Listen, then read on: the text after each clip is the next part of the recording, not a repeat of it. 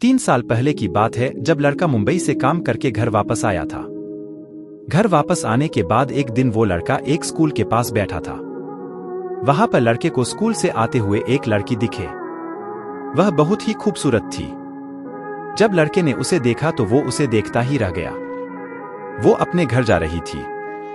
लड़का भी उसके पीछे पीछे जाने लगा, क्योंकि वो जानना चाहता था कि लड़की का घर कहाँ पर है। लड़की का घर स्कूल के बगल में ही था।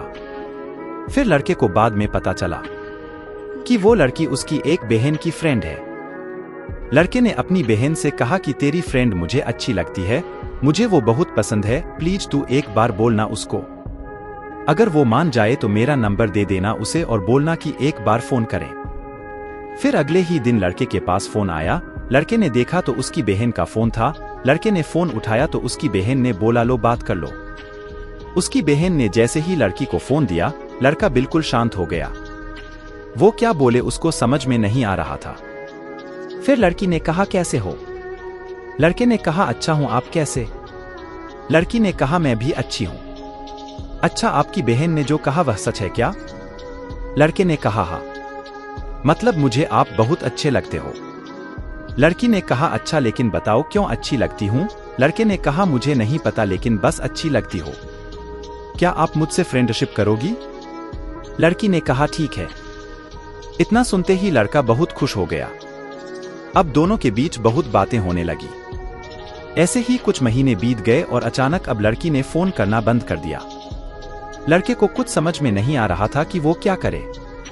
लड़का लड़की के पास फोन भी नहीं कर सकता था, क्योंकि लड़की अपनी मम्मी के फोन से बात करती थी। ऐसे ही 1 महीना हो और बीत गया, और एक दिन लड़की ने फोन किया। लड़के ने फोन उठाया और पूछा क्या हुआ, तुम इतने दिन से कहाँ थी? फोन क्यों नहीं कर रही थी? लड़की ने कहा सॉरी, कुछ प्रॉब्लम थी इसलिए फोन नहीं कर पाए। लड़के ने कहा यार बता तो देती, मैं कितना परेशान हो गया था, तुम्हें पता? लड़के ने कहा अच्छा ये सब छोड़ो, ये बताओ कैसी हो? लड़की ने कहा ठीक हूं, तुम बताओ तुम कैसे हो? फिर लड़के ने कहा अभी तक तो ठीक नहीं था, लेकिन अभी तुमने कॉल किया तो अब जाके मुझे थोड़ा सुकून मिला है। लड़की ने कहा अच्छा तो ये बात है। और फिर अब उनकी बातें होने लगी। ऐसे ही 3 महीने और बीत गए। अब लड़के ने सोचा काफी दिन हो गए, अब लड़की से अपने दिल की बात कह देनी चाहिए। अभी तक लड़के ने लड़की को प्रोपोज नहीं किया था, तो उसने लड़की को मिलने के लिए बुलाया। लड़की मिलने आई। फिर लड़के ने लड़की से अपने दिल की बात बता दी। लड़की ने कहा मैंने इस बारे में सोचा नहीं है, तुम्हें बाद में बता दूंगी। ऐसे ही कुछ दिन और बीत गए। एक दिन बात करते करते लड़के ने फिर से लड़की से कहा क्या हुआ, तुमने बताया नहीं कि तुम्हारे दिल में क्या है? क्या तुम्हें मुझसे प्यार है? तो लड़की ने कहा हाँ, शायद मैं भी तुमसे प्यार करती हूं, और वो मान गए। लड़का बहुत खुश था। अब शुरू हुई दोनों की कहानी। दोनों एक दूसरे के साथ बहुत खुश थे। कुछ महीने बीतने के बाद लड़की का एक फ्रेंड था, तो लड़की ने उसके बारे में लड़के से बताया और कहा कि ये मेरा फ्रेंड है और कभी कभी इससे बात भी करती हूं। लड़के ने कहा सिर्फ फ्रेंड है ना? लड़की ने कहा हाँ सिर्फ फ्रेंड। तुम्हें ऐसा क्यों बोल रहे हो?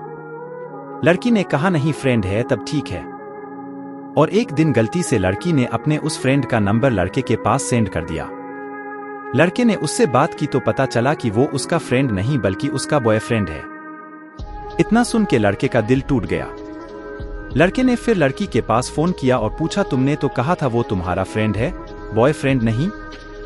लेकिन अब मुझे पता चल गया है वो क्या है, लेकिन तुम्हारे मुख से सुनना है, तुम सच बोलो। तब लड़की ने कहा गलती हो गई, मुझे माफ कर दो, मैं उसको छोड़ना चाहती हूँ, तुम्हारे साथ रहना है मुझे सिर्फ एक बार माफ कर दो। लड़के को बुरा लग रहा था, लेकिन वो लड़की से बहुत प्यार करता था, इसलिए उसने लड़की को माफ कर दिया और फिर से वो दोनों साथ हो गए।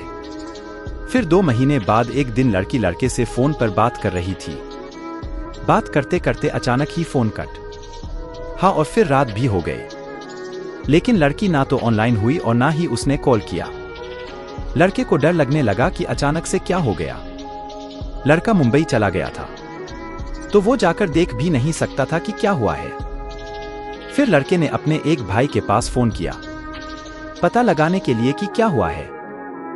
तो लड़के के भाई ने पता लगाया और फिर लड़के के पास कॉल करके उसको बताया कि उसके घर वालों को पता चल गया है तुम दोनों के बारे में, और लड़की ने कहा है कि तुम उसे भूल जाओ।